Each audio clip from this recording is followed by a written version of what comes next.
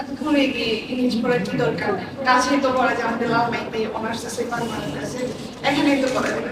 মানে আমার এমন অবস্থা যে মানে প্রাইমারিতে পড়ি, মানে গ্রামারে কোনো বিষয় বুঝতেছি না বা জানি না।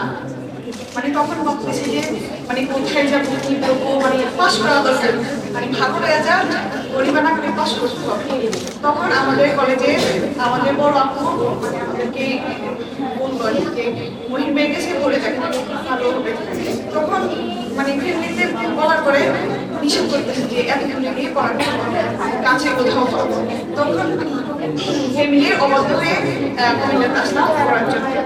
এখন আসার পরে ভাইয়ের কথা শুনলাম, তারপর বাড়িতে শেষে দিলাম যে ভাইয়ের কাছে করবো, পাস করতে হবে।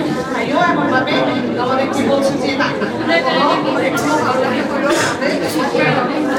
ভাইয়ার শুনে করলাম, দেখলাম যে না ভালো মোটামুটি ভালোই পাস করতে পারবো।